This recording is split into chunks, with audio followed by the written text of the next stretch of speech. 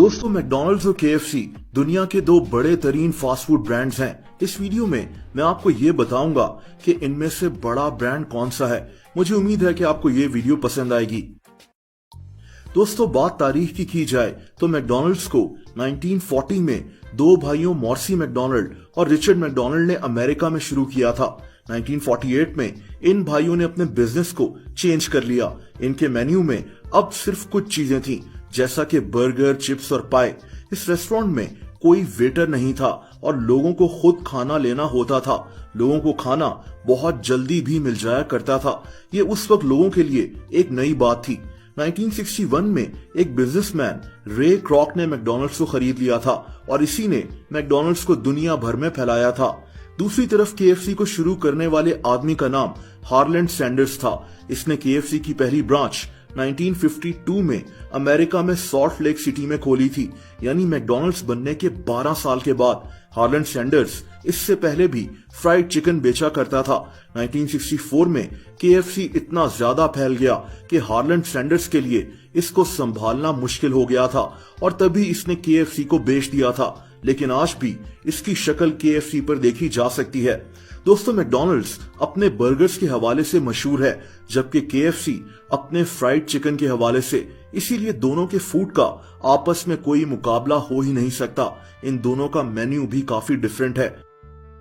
बात अगर ओनरशिप की जाए तो इस वक्त मैकडॉनल्ड्स के सबसे ज्यादा शेयर्स दी वैनगार्ड ग्रुप के पास हैं। इनके पास मैकडॉनल्ड्स के 8.77% शेयर्स हैं, जबकि केएफसी की मालिक एक फूड कंपनी है जिसका नाम यम है। दोस्तों, आपको जानकर हैरत होगी कि पिज्जा हट भी यम का ही है, यानी केएफसी और पिज्जा हट की मालिक एक ही कंपनी है।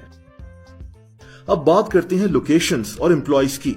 दोस्तों, मैकडॉनल्ड्स के दुनिया भर में 40,000 रेस्टोरेंट्स हैं, जबकि केएफसी के रेस्टोरेंट्स की तादाद 25,000 है। यानी मैकडॉनल्ड्स लोकेशंस के मामले में केएफसी से कहीं आगे है। मैकडॉनल्ड्स के दुनिया भर में तकरीबन 17 लाख एम्प्लॉइज हैं।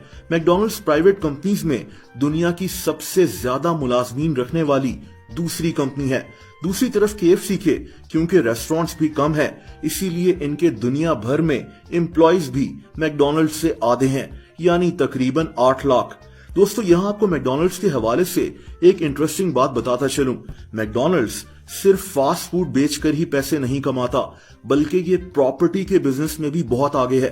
दरअसल मैकडॉनल्ड्स की दुनिया में 85% रेस्टोरेंट्स फ्रेंचाइजेज हैं, यानी कोई मैकडॉनल्ड्स से इनके राइट्स खरीदता है, फिर मैकडॉनल्ड्स बनाता है और मुनाफे में से मैकडॉनल्ड्स को हिस्सा देता है। लेकिन जिस जगह ये मैकडॉनल्ड्स बनाया जाता है वो जमीन मैकडॉनल्ड्स खुद ही खरीद लेता है। अब जो शख्स उस जमीन पर मैकडॉनल्ड्स बनाता है वो मैकडॉनल्ड्स को उस जमीन का रेंट भी अदा करता है। यानी मैकडॉनल्ड्स के 40,000 रेस्टोरेंट्स जिन जमीनों पर बने हुए हैं, उनमें से ज्यादातर जमीनें मैकडॉनल्ड्स ने ही खरीदी हुई हैं और मैकडॉनल्ड्स उनका रेंट भी हासिल करता है।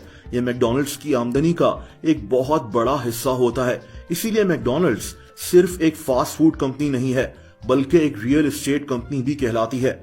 अब यहीं से बात करते हैं पैसों की, यानी मैकडॉनल्ड्स और केएफसी में कौन ज्यादा पैसे कमाता है और किसका ब्रांड बड़ा है। मशहूर वेबसाइट फोर्ब्स की 2020 की ब्रांड रैंकिंग्स के मुताबिक मैकडॉनल्ड्स दुनिया का 10वां बड़ा तरीन ब्रांड है।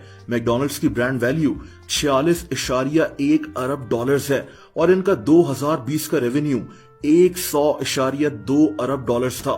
दूसरी तरफ केएफसी इस मामले में भी मैकडॉनल्ड्स से काफी पीछे है। ये इस रैंकिंग में 96 यानी 96 नंबर पर है। इनकी ब्रांड वैल्यू 8.3 अरब डॉलर्स है और इनका 2020 का रेवेन्यू 27.9 अरब डॉलर्स था, यानी मैकडॉनल्ड्स से काफी कम। दोस्तों, यानी ओवरऑल मैकडॉनल्ड्स केएफसी से ब्रांड वैल्यू, लोकेशन और स्टाफ के मामले में काफी आगे है। लेकिन फूड और टेस्ट के मामले में हर किसी की अपनी पसंद होती है। केएफसी और मैकडॉनल्ड्स बिल्कुल मुख्तलिफ हैं, इनका मेन्यू भी मुख्तलिफ है। पर्सनली मेरा फेवरेट केएफसी है। दोस्तों, अगर आप किसी और कंपनी का कंपैरिजन भी देखना चाहते हैं तो कमेंट्स करके जरूर बताएं।